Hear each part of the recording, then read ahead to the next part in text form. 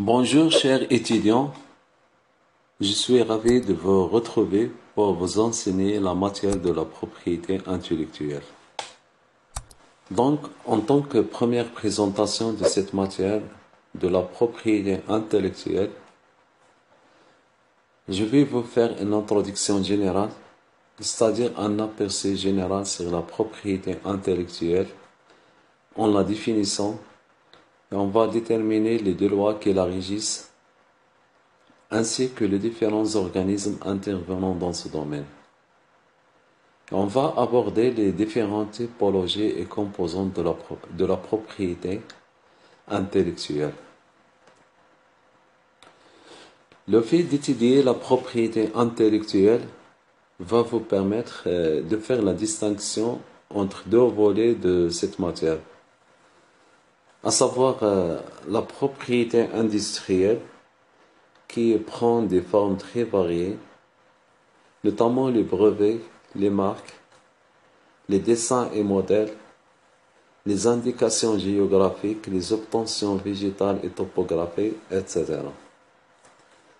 Notre branche de la propriété intellectuelle c'est la propriété littéraire et artistique, qui se rapporte aux droits d'auteur et droits voisins, tels que les livres, les films, la musique, les romans, les poèmes, les pièces de théâtre, les chansons, les opéras, les peintures et les œuvres fondées sur la technologie telles que les programmes d'ordinateur et les bases de données électroniques. La propriété intellectuelle est le domaine de droit qui protège les idées, que ce soit une œuvre d'art, une marque de commerce, un médicament, et donne certains droits exclusifs aux titulaires. Plus précisément, la propriété intellectuelle protège le bien incorporel qui résulte de la créativité et de l'innovation.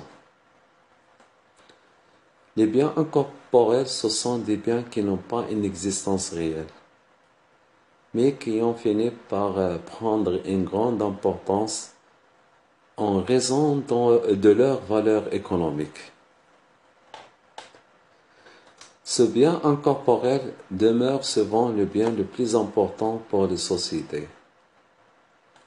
En effet, imaginez si n'importe qui pouvait utiliser le swatch de Nike, c'est-à-dire le logo de la société Nike, pour reproduire les livres d'Harry Potter.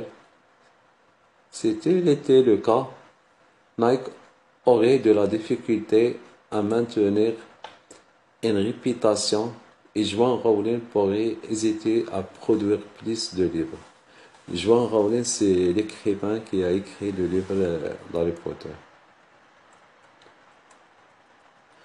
À noter que dans le droit d'auteur, il y a un principe qui est connu, c'est que contrairement par exemple à la propriété industrielle, c'est que la création vaut protection du moment où l'œuvre a été créée.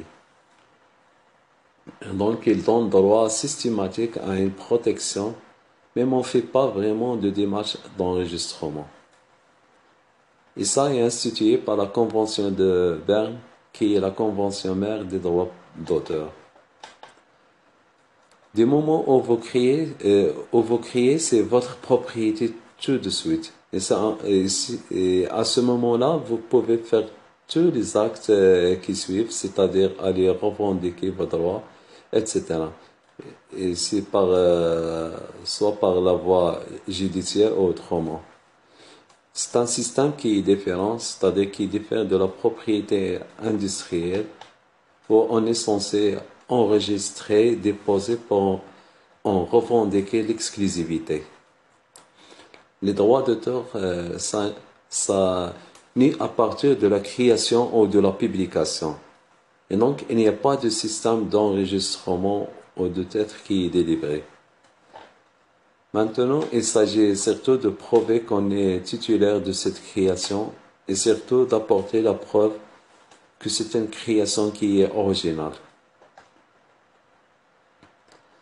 Donc, la propriété intellectuelle est une propriété incorporelle qui permet à son titulaire d'exploiter en exclusivité certains biens immatériels créés par l'esprit et la pensée de l'homme, mais aussi d'interdire leur usage ou leur exploitation non autorisée. La propriété intellectuelle porte sur l'immatériel, non sur le support tangible. Il faut la force de la technique judiciaire pour ériger cet immatériel en bien objet de droit. C'est-à-dire il faut établir un arsenal juridique pour garantir une protection afin de prémunir contre les atteintes portées aux créations des auteurs et inventeurs. Et ensuite, assurer un accès aux connaissances grâce à une diffusion des œuvres et inventions. Sans cette technique, l'immatériel resterait un bien public, une chose exploitable par tous, d'usage commun, copiable en masse. Le procédé de technique juridique consiste à conférer au créateur un droit puissant, présentant les caractères essentiels d'un droit de propriété privée. Le domaine public est un concept utilisé lorsqu'un bien n'est plus protégé par la propriété intellectuelle. Bref, un bien dans le domaine public peut être utilisé ou reproduit par quiconque le souhaite sans demander la permission. Ces droits intellectuels portent sur des créations de l'intelligence qui confèrent à leur titulaire un monopole d'exploitation ou d'utilisation, protégés légalement par des sanctions pénales et civiles qui sont mises en œuvre au moyen d'une action en contrefaçon. Le droit de la propriété intellectuelle est une branche du droit privé qui regroupe les règles applicables aux créations intellectuelles ou immatérielles, c'est-à-dire aux œuvres de l'esprit humain. La propriété intellectuelle est un système destiné à promouvoir, à encourager et récompenser la créativité. Il joue ainsi un rôle déterminant dans la stratégie de développement et de la création des richesses pour les pays. Le droit de la propriété intellectuelle est fondé sur la volonté de favoriser le progrès technologique et l'émergence des idées nouvelles. Le droit de la propriété intellectuelle est fondé en pratique sur un arbitrage entre l'incitation à créer des innovations actuelles et la préservation des capacités à utiliser cette création par les créateurs ultérieurs et futurs. On distingue alors deux fondements. Un fondement moral, les créateurs doivent voir reconnaître et protéger leur qualité d'auteur et recevoir une reconnaissance morale et matérielle. Il est propriétaire des résultats de son travail. Et un fondement économique, en garantissant une exclusivité et en assurant la loyauté dans les relations industrielles et commerciales, le droit de la propriété intellectuelle va favoriser le progrès technologique et l'émergence des idées nouvelles. On est là en face d'un droit naturel qui bénéficie d'une reconnaissance internationale. En effet, la Déclaration universelle des droits de l'homme de 1948 dispose dans son article 27: chacun a droit à la protection de ses intérêts moraux et matériels découlant de toute production scientifique, littéraire ou artistique dont il est l'auteur. Cette reconnaissance trouve également un écho dans la Constitution marocaine du 29 juillet 2011, qui précise dans son article 25 sont garanties les libertés de création, de publication et d'exposition en matière littéraire et artistique et la recherche scientifique et technique.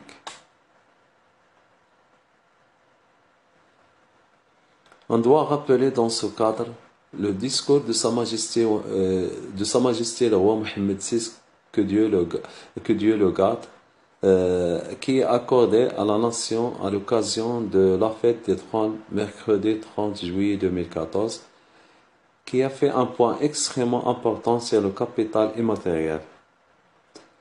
Il a souligné que dans ce discours que c'est dans les années 90 du siècle dernier que le capital immatériel a commencé à être intégré comme une des composantes fondamentales d'évaluation de la richesse, avant d'être adopté officiellement comme paramètre scientifique de la Banque mondiale en 2005. Un autre texte d'une importance cruciale en matière de propriété intellectuelle est le Dahir des obligations et de contrats.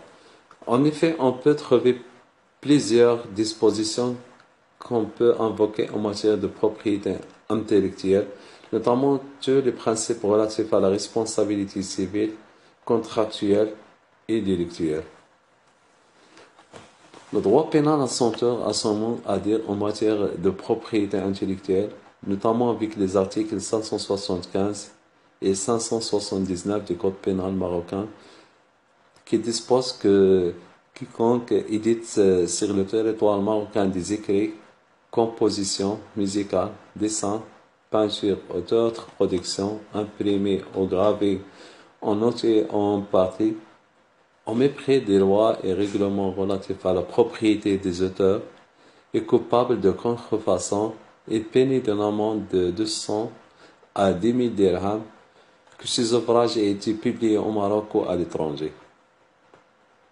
On peut citer également d'autres lois spéciales qui réglementent la propriété intellectuelle.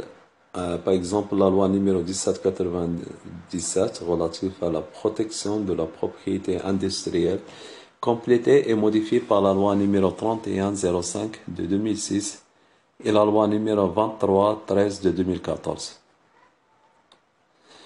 La loi numéro 200 relative aux droits d'auteur et droits voisins, complétée par la loi numéro 3405 de l'année 2006 et la loi 7912 de 2014 pour renforcer les droits d'auteur à la lumière des standards internationaux.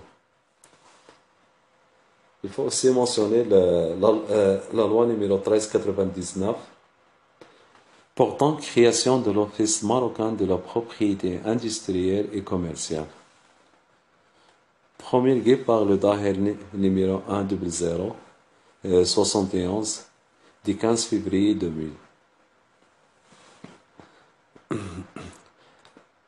Aussi, il y a la création du Bureau marocain des droits d'auteur, qui est un organisme de gestion collective créé par le décret numéro 2 64 406 du 8 mars 1965, qui est seul chargé de percevoir et de répartir les droits d'auteur sous toutes leurs formes existantes et à venir. La propriété intellectuelle se présente comme un catalyseur de la compétitivité économique. Il constitue de ce fait un enjeu majeur du commerce international.